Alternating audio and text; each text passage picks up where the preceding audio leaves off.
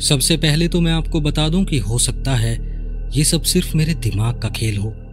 इंसानी दिमाग बहुत अजीब होता है और कई बार ऐसे गलत सीन दिखा देता है जो असल में होते ही नहीं। जब मैं छोटा था और डरता था तो मेरे डैड हमेशा कहते थे कि भूत प्रेत से डरने की ज़रूरत नहीं है, असली डर इंसानों से होना चाहिए क्योंकि नुकसान वही पहुंचा सकते हैं। और उनकी ये बात कुछ हद तक सही भी थी। जब मैं टीनेज के आखिरी सालों में था तो मेरी डैड के गुजर जाने के बाद पूरे घर की जिम्मेदारी मेरे ऊपर आ गई। ओरेगन में माउंट बैचलर के पास डैड का एक कैबिन था। उनके गुजरने के बाद मॉम उसके मेंटेनेंस का खर्चा नहीं उठा पा रही थी और उसे किराए पर देने से भी कुछ खास कमाई नहीं हो रही थी। तो हमने सोचा कि उसे बेच देते हैं। रियल एस्टेट एजेंट से बात करके डिसाइड हुआ कि हम उसे 1 महीने बाद ऑफिशियली मार्केट में लिस्ट कर देंगे और इस बीच में हमारा वकील सभी कागजी कार्रवाई कर लेगा। अब पूरा 1 महीना वो कैबिन खाली रहने वाला था। मैंने सोचा दिमाग शांत करने के लिए और थोड़ा ब्रेक लेने के लिए इससे अच्छा मौका और नहीं मिलेगा। मैंने ऑफिस से छुट्टी ली, अपना स्नो बोर्डिंग गियर पैक किया, अपने डॉग को साथ में लिया और डैड की कार में बैठकर कैबिन की तरफ निकल पड़ा। वो एक फैमिली कैबिन था और जब हम उसे इस्तेमाल नहीं करते थे तो उसे ऑनलाइन साइट्स के थ्रू किराए पर चढ़ा देते थे। कैबिन की चाबियां और अलार्म कोड मेरे पास ही थे, तो मैंने रेंटल मैनेजमेंट कंपनी को इस बारे में बताना ज़रूरी नहीं समझा। कैबिन में पहले 2 दिन सब कुछ नॉर्मल रहा, कुछ भी अजीब नहीं हुआ। मैं दिन भर अपने डॉग के साथ बर्फ में खेलता था, स्नोबोर्डिंग करता था और शाम को प्ले स्टेशन पर खेलता, म्यूजिक सुनता, ड्रिंक करता और बालकनी में बैठकर स्मोक करता था। मैंने पहले से खाना, सिगरेट और शराब स्टोर कर रखी थी, इसलिए ज़्यादा बाहर भी नहीं निकलता था। डॉग के साथ खेलना और एंटरटेनमेंट के लिए गेम्स और मूवीज़ देखना मेरे लिए बस इतना काफ़ी था और अब धीरे धीरे मैं रिलैक्स महसूस करने लगा था। हमारा कैबिन 2 मंजिला था। नीचे एक लिविंग रूम, एक गेस्ट रूम और एक छोटा किचन था। ऊपर 2 कमरे और मास्टर बेडरूम के साथ अटैच बालकनी थी। मैं ज़्यादातर वक्त लिविंग रूम, किचन और मास्टर बेडरूम में ही रहता था। बाकी कमरों में जाने की ज़रूरत ही नहीं पड़ती थी और उनके दरवाजे हमेशा बंद रखता था। अंधेरे कमरों के खुले दरवाजे मुझे बचपन से डराते थे। अब आते हैं तीसरे दिन पर। तीसरे दिन भी मैं वही सब कर रहा था, डॉग के साथ खेलना, गेम्स, मूवीज़ देखना। लेकिन उस दिन बर्फ़ बहुत ज़्यादा गिर रही थी तो मैंने सोचा बाहर जाना ठीक नहीं होगा, इसलिए मैं पूरे दिन कैबिन के अंदर ही रहा और यहीं से चीज़ें अजीब होने लगी। हमारे कैबिन के आसपास सिर्फ 2 और कैबिन थे, वो भी एक दूसरे से लगभग 200 मीटर दूर थे। बाकी सारे कैबिन्स करीब 1 मील दूर थे। कैबिन के आसपास ज़्यादातर घना जंगल और ऊंचे ऊंचे पाइन के पेड़ थे। पास वाले दोनों कैबिन खाली थे क्योंकि पिछले 2 दिनों में मुझे वहां कोई नहीं दिखा था। दोपहर के आसपास जब मैं डॉग के साथ बाहर घूम रहा था, मुझे अपने कैबिन के पास बर्फ में कुछ पैरों के निशान दिखाई दिए। जैसा कि मैंने बताया कि बर्फ गिर रही थी तो वो थोड़े धुंधले हो गए थे, लेकिन साफ पता लग रहा था कि कोई करीब 20-30 मिनट पहले वहां से गुजरा था। मैंने सोचा शायद पास वाले किसी कैबिन में कोई रुका होगा जो मुझे दिखाई नहीं दिया होगा, लेकिन जब मैंने ध्यान से देखा वो निशान मेरे कैबिन से दूर जाते हुए दिखाई दिए और धीरे धीरे घने जंगल में गुम हो गए। लेकिन मैंने उन निशानों पर ज़्यादा ध्यान नहीं दिया और वापस अंदर चला गया। रात को जब मैं सोने गया तो मेरा डॉग मेरे साथ बेड पर ही था। थोड़ी देर बाद अचानक उसके कान खड़े हो गए, जैसे वो किसी आवाज़ पर रिएक्ट कर रहा हो। फिर वो झट से बेड से कूदा और लिविंग रूम की तरफ नीचे भाग गया। मैं बेड पर चुपचाप लेटा रहा। मैं थोड़ा डर गया था। मैं नीचे से उसकी आवाज़ें सुन सकता था। वो लिविंग रूम में इधर उधर दौड़ रहा था। 5 मिनट बाद वो वापस आया और मुझे इशारे करने लगा जैसे उसे बाहर जाना हो। मुझे लगा शायद उसे पेशाब करना होगा। हम दोनों नीचे गए और बाहर ड्राइवे पर पहुंचे, लेकिन वो बाहर पेशाब करने नहीं आया था। जैसे ही हम बाहर आए वो अचानक पट्टा खींचने लगा। वो मुझे खींचकर उस जंगल की तरफ ले जाना चाह रहा था जहां दिन में मैंने पैरों के निशान देखे थे। साथ ही वो बार बार घर की दीवार सूंघ रहा था और छत की ओर देख रहा था। मुझे लगा आसपास शायद कोई जानवर है और बाहर ज्यादा देर रुकना ठीक नहीं होगा, तो मैं उसे अंदर खींचकर वापस बेडरूम में ले आया। करीब आधे घंटे बाद मुझे छत पर कुछ आवाजें सुनाई दी, किसी के कदमों की आवाजें। लगभग 6 बार कदमों की आवाज आई। मैंने सोचा शायद कोई पाइन कोन गिरा होगा या कोई छोटा जानवर छत पर दौड़ रहा होगा, लेकिन जो चीज डराने वाली थी वो ये थी कि वो आवाजें बिल्कुल इंसानी कदमों जैसी लग रही थी। मेरे कुत्ते ने भी वो आवाज सुनी और वो फौरन बालकनी के दरवाजे की तरफ भागा। वो फिर से बाहर जाने के लिए इशारे करने लगा। अब मैंने सोचा कि ठीक है, मैं कोई कमजोर इंसान नहीं हूं, मैं खुद को स्ट्रांग मानता हूं। मैं उठा, अपनी जैकेट पहनी, जूते पहने, सिगरेट और टॉर्च उठाई और बालकनी में चला गया। मैंने सोचा अब जो होगा देखा जाएगा। बाहर आकर मैंने अपनी सिगरेट जलाई और टॉर्च से छत पर रोशनी डाली, लेकिन वहां कुछ भी नहीं था। बर्फ एकदम साफ थी और किसी के भी चलने के कोई निशान नहीं थे। मैं थोड़ा रिलैक्स हुआ, सोचा शायद मेरा वहम रहा होगा, लेकिन मेरे कुत्ते ने भी तो वो आवाज सुनी थी। खैर, मैं बालकनी में बैठकर सिगरेट पीने लगा और आसमान और पेड़ों की तरफ देखने लगा। तभी मेरी नजर एक पेड़ पर पड़ी। वो पेड़ हमारे केबिन से थोड़ा ऊंचा था और बालकनी से करीब 20 फीट दूर था, और वहां मुझे कुछ दिखा। वो किसी इंसान जैसा लग रहा था, लेकिन बहुत लंबा था, करीब 8-9 फीट लंबा और बहुत पतला था। वो एक बड़ी टहनी पर पैर लटकाकर बैठा था। उसके हाथ ऊपर की टहनी को पकड़े हुए थे। वो हाथ भी बहुत लंबे और सफेद थे और उसका मुंह भी खुला हुआ था। उसे देखते ही मैं फ्रीज हो गया।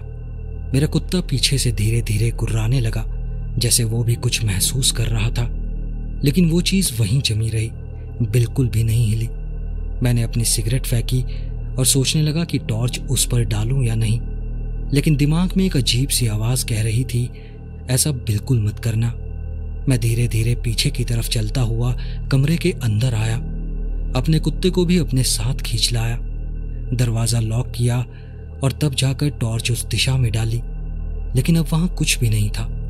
मैंने जल्दी से सारे पर्दे बंद किए और वापस बेड पर लेट गया, लेकिन फिर रात को हल्की हल्की टक टक की आवाजें आने लगी, जैसे कोई अपनी उंगलियों से बालकनी के दरवाजे पर खटखटा रहा हो। वो आवाज लगातार करीब 1 घंटे तक आती रही। मेरा डॉग भी दरवाजे की तरफ देखता रहा, लेकिन इस बार वो दरवाजे के पास नहीं गया। शायद वो भी समझ गया था कि दरवाजे की दूसरी तरफ कोई आम चीज नहीं है। मुझे भी अजीब सा महसूस हो रहा था। ऐसा लग रहा था जैसे कोई मुझे दरवाजा खोलने के लिए बुला रहा हो, लेकिन उसी वक्त मुझे अपने डैड की आवाज अपने सिर में गूंजती हुई सुनाई दी, बेड से मत उठना और दरवाजा तो बिल्कुल मत खोलना। मैंने उनकी बात मानी और पूरी रात वहीं चुपचाप पड़ा रहा। पता नहीं कब मुझे नींद आ गई। सुबह उठा तो मैंने जल्दी जल्दी सारा सामान पैक किया और वहां से सीधा भाग निकला। कई बार मुझे लगता है कि शायद वो सब मेरा भ्रम था, शायद वो आवाजें किसी और चीज की थी, शायद जो मैंने देखा था वो कोई और जानवर था, या फिर वहां कुछ भी नहीं था। लेकिन फिर जब मैं सोचता हूं कि मेरे डॉग का बिहेवियर भी जिस तरह बदल गया था, उससे लगता है कि वो सब मेरे दिमाग का भ्रम नहीं था, उसमें कुछ ना कुछ तो सच्चाई जरूर थी। मैं फिर कभी उस कैबिन में वापस नहीं गया और ना ही मैंने उस रात की घटना के बारे में किसी को भी बताया। मैं नहीं चाहता था कि कैबिन बेचने में किसी तरह की कोई परेशानी आए। मैं आज तक नहीं समझ पाया कि वो क्या था। अगर आप लोग इस बारे में कुछ भी जानते हैं तो मुझे जरूर बताएं।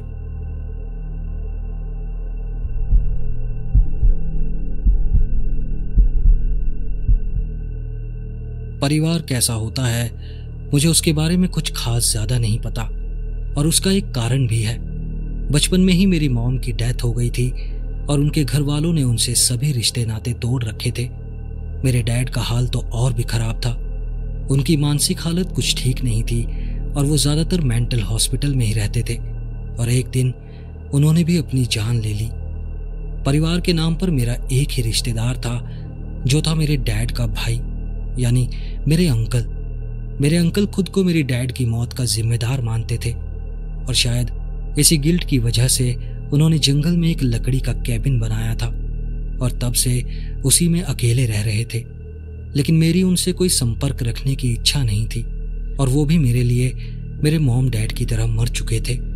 सच कहूं, मैं भी अपने डैड की मौत के लिए अंकल को ही कसूरवार मानता था। किसी को अपने दुख के लिए जिम्मेदार मानना, किसी एक को ही दोष देना, यही एक चीज थी जिसने मुझे बचपन में उस दर्दनाक दौर के बाद थोड़ा सुकून दिया था। पर इतनी मुश्किलों के बावजूद 2015 की गर्मियों तक मैंने बॉस्टन में अपनी एक ठीक ठाक जिंदगी बना ली थी। मैं एक पब में असिस्टेंट मैनेजर था। छोटा लेकिन अच्छा अपार्टमेंट था, और कभी कभार डेट्स पर भी चला जाता था। बीते हुए अतीत को पीछे छोड़ने की कोशिश कर रहा था, और ये एहसास लफ्जों में बयां करना मुश्किल है कि वो सब कितना अच्छा लग रहा था। लेकिन तभी मेरी जिंदगी में आया एक लेटर जिसने सब कुछ बदल दिया। वो ऑगस्टा शहर के एक वकील के ऑफिस से आया था। जैसे ही मैंने देखा कि वो लेटर किस स्टेट से आया है, मेरे दिल में एक शक सा पैदा हुआ, और वो शक एकदम सही निकला। लेटर में लिखा था कि मेरे अंकल की मौत हो गई है, और उस वकील को मेरे अंकल की जायदाद को रिश्तेदारों में बांटने का जिम्मा मिला है। मुझे हमेशा लगता था कि अंकल के पास ज्यादा कुछ नहीं होगा, और इस बात में सच्चाई भी थी। लेकिन फिर भी उस लेटर के अकॉर्डिंग वसीयत में मुझे भी कुछ मिलना था। बस दिक्कत ये थी कि मुझे खुद ऑगस्टा जाकर ही पता करना था कि वो कुछ क्या है। मैंने वकील को फोन किया, उसे झूठ बोल दिया कि मैं बहुत बिजी हूं और इतना लंबा ड्राइव नहीं कर सकता, और फिर उससे सीधा सीधा पूछ लिया कि मुझे वसीयत में क्या मिला है। लेकिन वकील खुद भी नहीं जानता था। उसके पास बस एक बैंक लॉकर की चाबी थी जो ऑगस्टा के एक बैंक में था। वो खुद भी नहीं जानता था कि उस लॉकर में क्या है।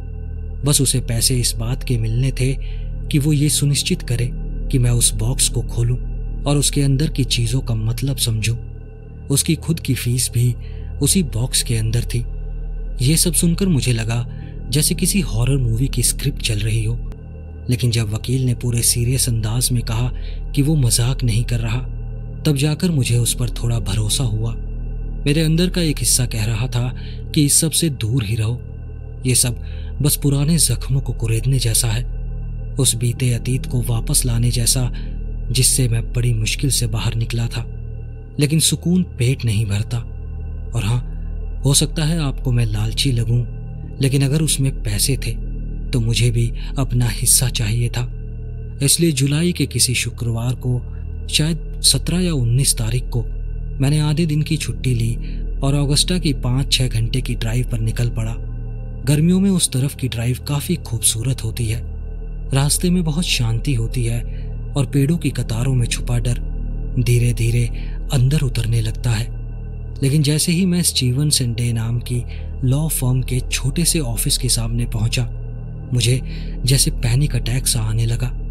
मुझे ये फीलिंग आ रही थी कि बॉक्स में शायद कोई ऐसा लेटर होगा जो मेरे परिवार की किसी भयानक सच्चाई को उजागर करेगा, और फिर मेरी पिछले 4-5 साल की सारी मेहनत मिट्टी में मिल जाएगी।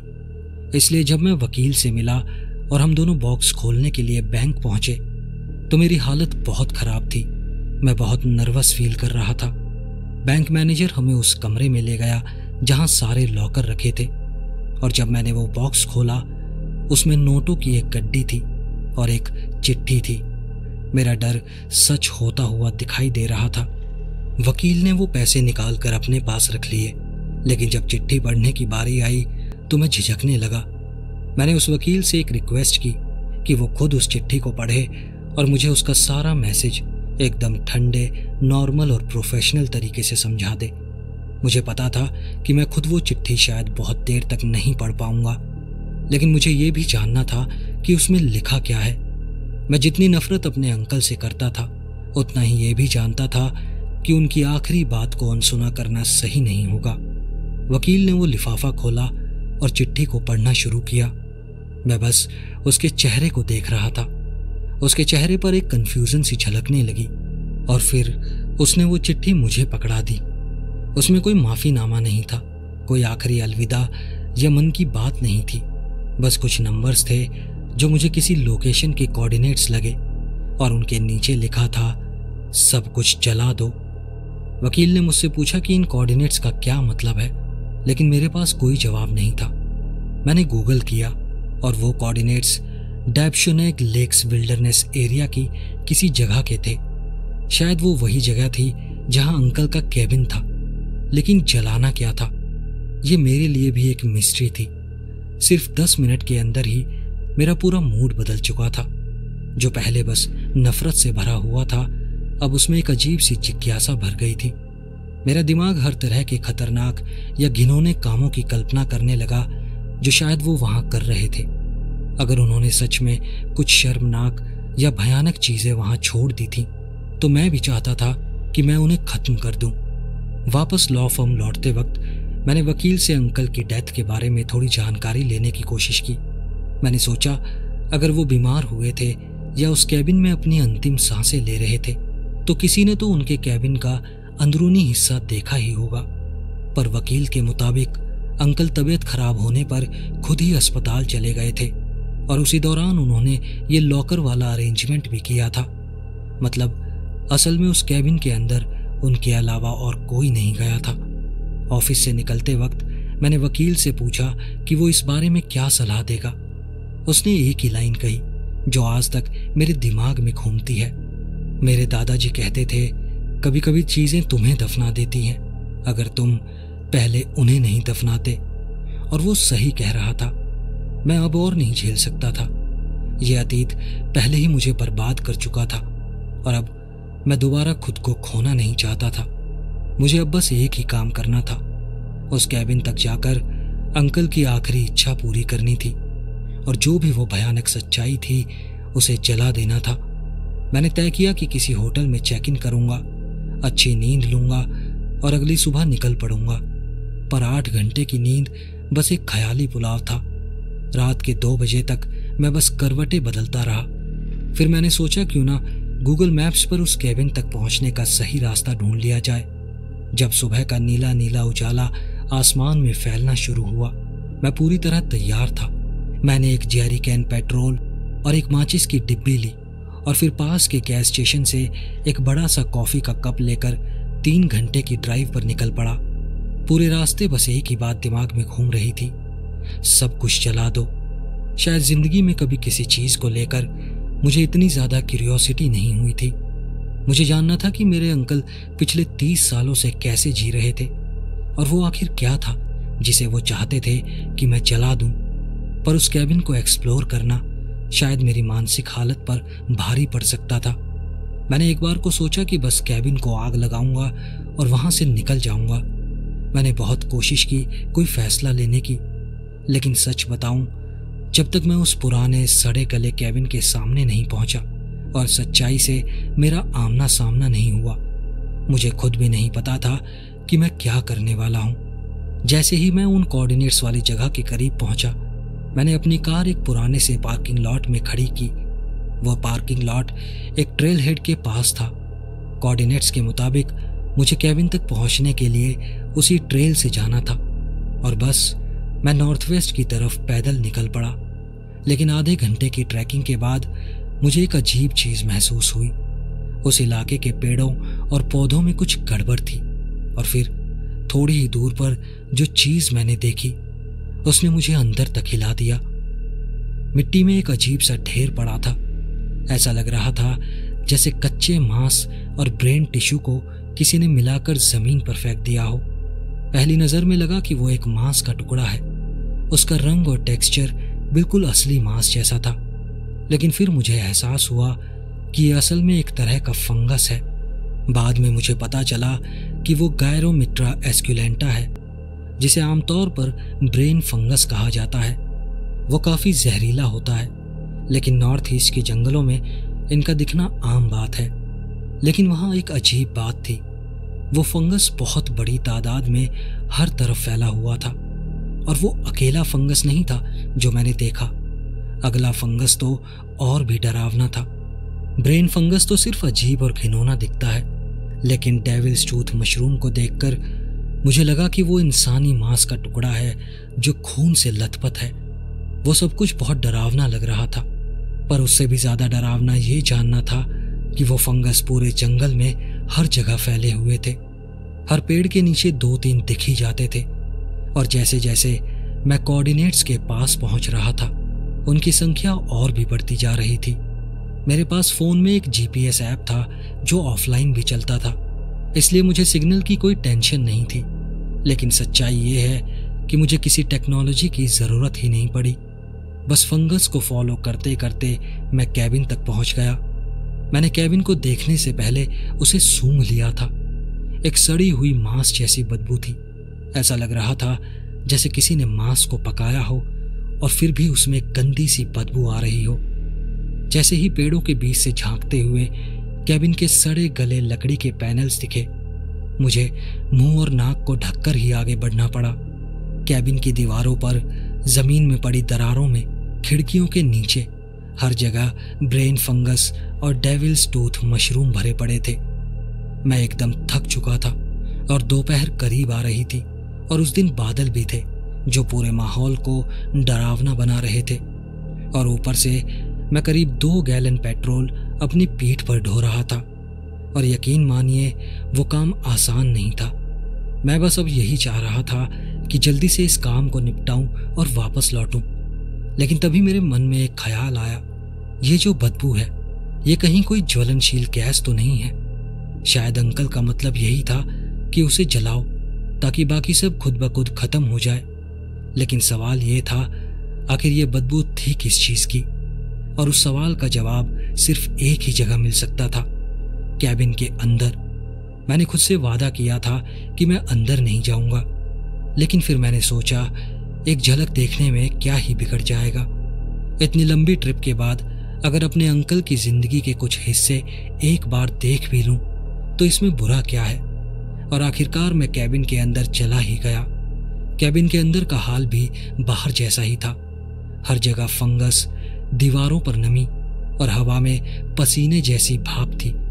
मैंने अपनी टी शर्ट की कॉलर से नाक और मुंह ढक लिए और जो सबसे पहली चीज दिखी वो थी गैस स्टोव पर रखा एक बड़ा सा बर्तन। अंकल को मरे हुए करीब 1 हफ्ता हो चुका था, लेकिन उस बर्तन में जो कुछ भी था वो अभी भी धीमे धीमे उबल रहा था।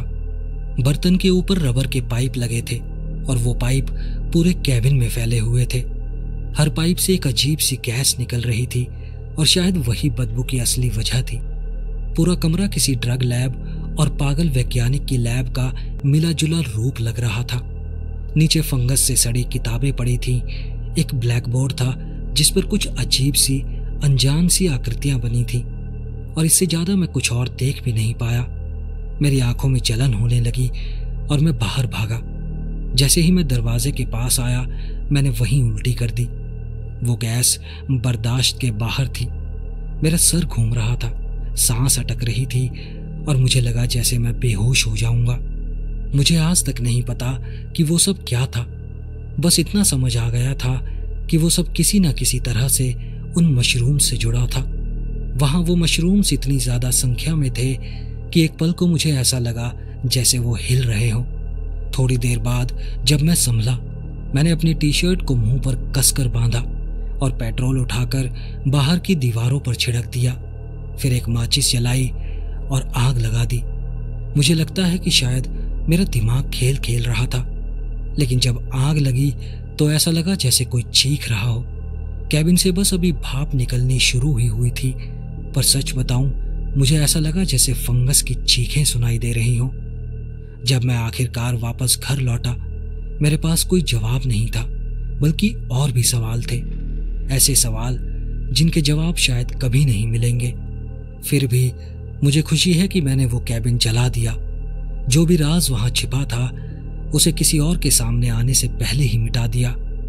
मैं सोच रहा था कि शायद न्यूज में कुछ आएगा कि जंगल में किसी ने आग लगा दी है, लेकिन ऐसा कुछ भी नहीं हुआ। और तब मुझे समझ आया, शायद सिर्फ अंकल ही नहीं चाहते थे कि वो राज छुपा रहे। अब मैं इन सब के बारे में ज्यादा नहीं सोचता। जैसे मैंने पहले कहा, अब मैंने एक ठीक ठाक जिंदगी बना ली है। एक लॉन्ग टर्म गर्लफ्रेंड है जिससे शादी और बच्चों की बातें कर रहा हूं, और मैं किसी भी कीमत पर इन चीजों को खराब नहीं होने दूंगा। अगर कभी आप डैप्शोनैग लेक के पास जाओ तो उन मशरूम्स पर नजर जरूर रखना, क्योंकि अगर आपको वहां थोड़े ज्यादा मशरूम दिखने लगे तो बेहतर यही होगा आप जिस रास्ते से आए थे उसी रास्ते वापस लौट जाएं। इस वीडियो को देखने और सुनने के लिए आपका बहुत बहुत धन्यवाद। अगर आपको ये कहानियां पसंद आई हों तो लाइक ज़रूर करें। अगर आपने अभी तक मेरे चैनल को सब्सक्राइब नहीं किया है और आपको मेरी नरेशन पसंद आती है तो इस चैनल को सब्सक्राइब करें और नोटिफिकेशन बेल दबाएं ताकि आप आने वाली वीडियोस को मिस ना करें और इस चैनल की ग्रोथ में मदद करें। एक बार फिर से आपका बहुत बहुत धन्यवाद। मिलते हैं ऐसी ही किसी और कहानी के साथ। नमस्कार।